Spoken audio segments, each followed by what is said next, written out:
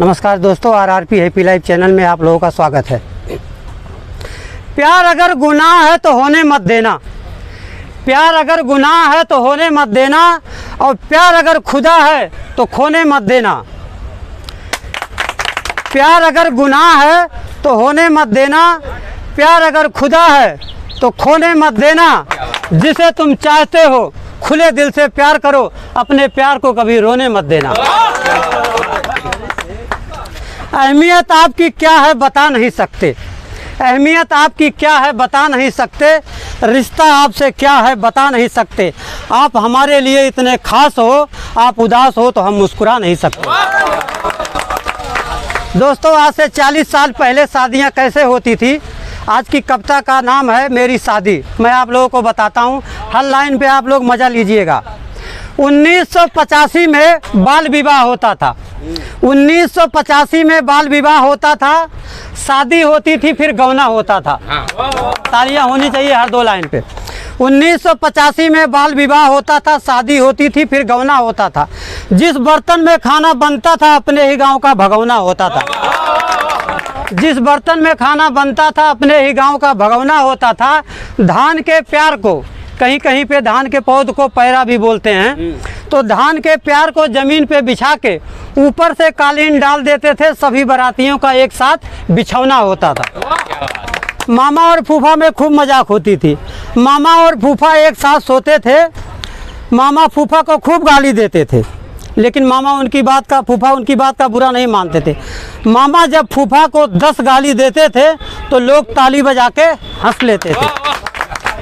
बारात में रात बहुत छोटी होती थी, आधी रात तक तो लोग जागते रह जाते हैं। बारात में रात बहुत छोटी होती थी, और मामा जो फूफा को दातून देते थे बहुत मोटी होती थी।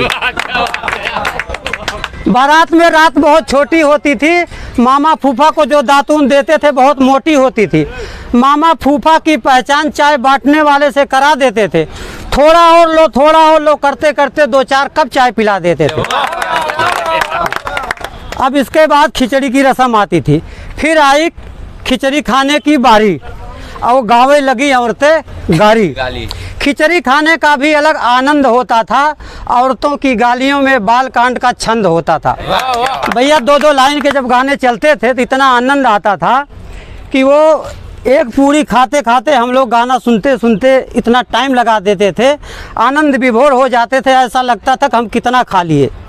और फिर जब वापस आती थी बारात, कभी भी उस बहू को या बेटे को गांव में देखते थे तो वो शादी वाले दिन याद आ जाते थे।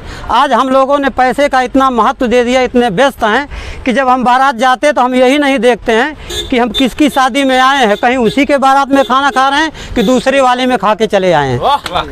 तो हाँ, तो इसीलिए खुशियाँ कम हो गई। पहले लोग 18 मिनट हंसते थे, अब वो 6 मिनट पे आ गया है। इसीलिए कहीं न कहीं हम लोग बीमारी से ग्रसित रहते हैं। दिल की हसरत जुबा से निकले, दिल की हसरत जुबा से निकले, कहना बहुत ज़रूरी है। और भले ज़िंदगी भर रहो कुंवारे, किसी के दिल में बसना बहुत ज़रूरी है। जीवन के इस भाग दौड़ में अगर निरोगित रहना है, और कविता सुनो बजाओ ताली, हंसना बहुत ज़रूरी है। अब मैं आप लोग फिर कविता पे ले आता हूँ। तो बारात में रात बहुत छोटी होती थी, मामा फूफा को जो दातून देते थे बहुत मोटी होती थी। मामा फूफा की पहचान चाय बांटने वाले से करा देते थे, और थोड़ा और लो, थोड़ा और लो करते करते 2-4 कप चाय पिला देते थे। तो फिर आई खिचड़ी खाने की बारी, गावे लगी औरतें गारी। खिचड़ी खाने का बड़ा आनंद होता था, औरतों की गालियों में बाल खांड का छंद होता था। इसके बाद अचर धराई की रस्म होती थी। फिर अचर धराई की रस्म होती है। ये घड़ी दूल्हे के लिए बड़ी कसमकस होती है। कोई फूल का माला पहनाती, कोई पत्तों का पहनाती, कोई जीजा सुधार हंटर का पहनाती, जो साली सबसे ज़्यादा चालाक होती और रात को बचे हुए टमाटर का पहनाती। विदाई के वक्त बुरा हाल होता है, विदाई के वक्त बुरा हाल होता है, किसी को ना किसी का ख्याल होता है।